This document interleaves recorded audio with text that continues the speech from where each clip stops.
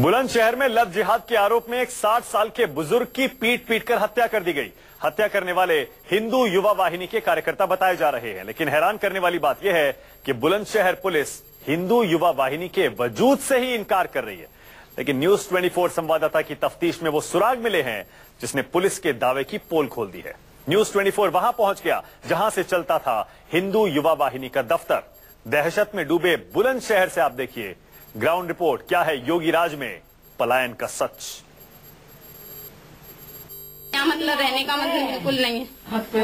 बहुत डर लगता है जब आज हमारे ससुर को मार दिया, कल को किसी और को मार सकते हैं। चौड़े में बता दें हमें सरकार, हम चौड़े में अपनी छप्पर डाल के रह लेंगे, मगर हम यहाँ नहीं रहेंगे भैया। हम इस गांव को छोड़ना चाहते हैं बस। ये लोग दहशत में हैं, ये लोग खौफ में हैं, आंसू रुक नहीं रहे हैं। ऐसा जख्म मिला है जो जिंदगी भर का दर्द बन गया है।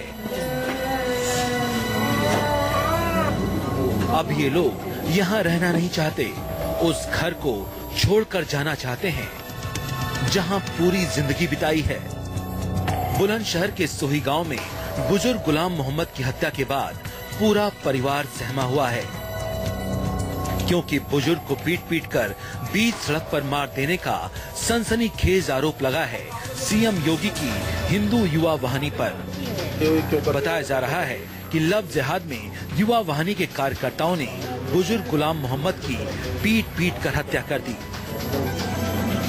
न्यूज 24 संवाददाता भी बुलंदशहर के सोही गांव पहुंचे और पलायन के सच को जानने की कोशिश की। उस दिन हुआ क्या था, क्या हुआ था, कौन आए थे? और 3-4 बार सुनने में आया कि वो लोग आते थे। थोड़ा सा हमें मामला बताइए। मैं चली गई जंगल को, मेरी बहू यहाँ घर पे, मेरे आदमी बाग में ही, उन्होंने बाग में तेले जाके कहूँ हम बागन में मारे, जान से मार दिए। अब आप लोग सरकार से क्या चाहते हैं? आप चाहते क्या? सरकार से अपनी सेफ्टी चाहते हैं और हमें कहीं ऐसी जगह बता दो कि जहाँ हम रह लें। हम जहाँ चौड़े में बता दें हमें सरकार, हम चौड़े में अपनी छप्पर डाल के रह लेंगे, मगर हम यहाँ नहीं रहेंगे भैया।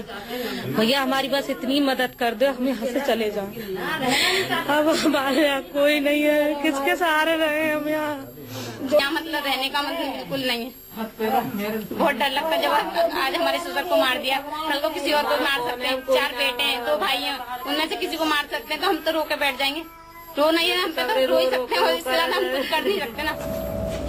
दरअसल सोही गांव के यूसुफ नाम के लड़के पर दूसरे समुदाय की एक लड़की को भगाने का आरोप लगा। गांव वाले खुद यूसुफ को ढूंढने में पुलिस की मदद कर रहे थे, लेकिन आरोप है कि भगवा पहने कुछ गुंडों ने आकर रिश्ते में यूसुफ के दूर के बुजुर्ग ताऊ गुलाम मोहम्मद को पीट पीट कर मार डाला। पुलिस ने 3 आरोपियों को गिरफ्तार कर लिया है, बाकी की तलाश कर रही है। हम इस गांव को छोड़ना चाहते हैं बस। कैसे भी करके जाना है? हाँ, इस गांव से हमें इस गांव में नहीं रहना। 5,000 आदमियों के बीच में हमारे पापा की दिन दहाड़े हत्या कर दी गई। बीच चौराहे पे मार दिया गया। हमारा क्या हुआ? 7 बरात में सब हम मार जहाँ से क्या हुआ?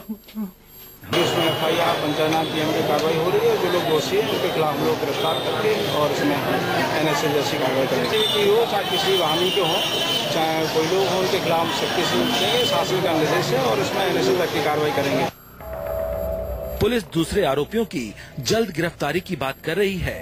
इस बीच न्यूज 24 संवाददाता को एक ऐसा सुराग मिला जिसने पूरी वारदात के हिंदू युवा वाहिनी कनेक्शन को सही साबित कर दिया। खबर मिली कि करीब 1 महीने पहले ही इस जगह पर हिंदू युवा वाहिनी का ऑफिस शुरू किया गया था और इनकी नजर कुछ खास लोगों पर बनी रहती थी। हैरान करने वाली बात यह है कि पुलिस लगातार हिंदू युवा वाहिनी के वजूद को नकारती रही है, लेकिन न्यूज 24 के कैमरे के सामने पुलिस का दावा झूठा साबित हुआ। न्यूज 24 संवाददाता उस जगह पर पहुंच गए जहां हिंदू वाहिनी के कई सबूत बिखरे पड़े थे।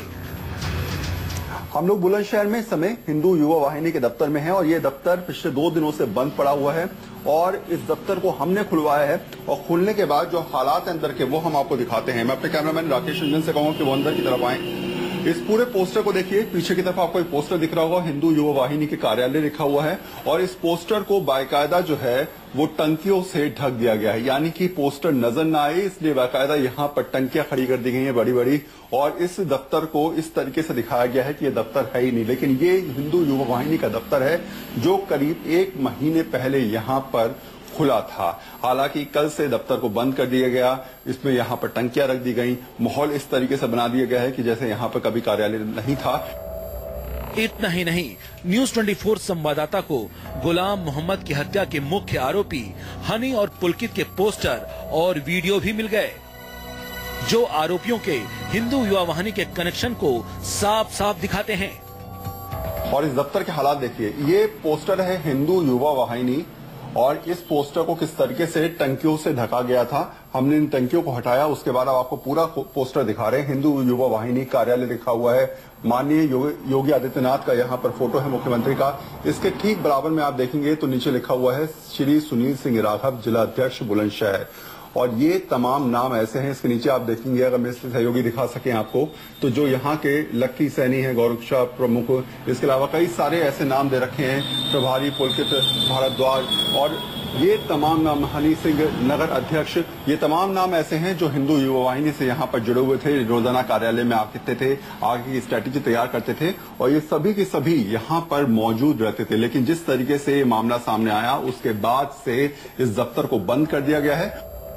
हत्या के बाद गांव में तनाव का माहौल है, लोग दहशत में हैं। गांव में डीएम एसपी का लगातार दौरा जारी है, लेकिन सवाल यही है कि आखिर इतने सबूतों के बाद भी पुलिस बुलंदशहर में हिंदू युवा वाहिनी के वजूद को क्यों नकार रही है। ना पूछ कि मेरा कसूर क्या है, कम से कम मेरे गुनाह की वजह तो बता। शायद यही वजह है कि यहाँ के तमाम लोग अब ये समझने की कोशिश कर रहे हैं कि जो कुछ भी हुआ उसके पीछे कारण क्या था।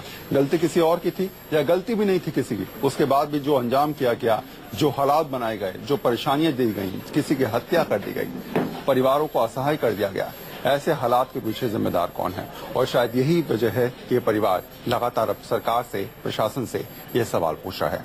अपने सहयोगी राजेश शर्मा के साथ वरुण सिन्हा, न्यूज 24। छोटे से ब्रेक के लिए हमें रुकना पड़ेगा, लेकिन खबरें और भी हैं, देखते रहिए न्यूज 24।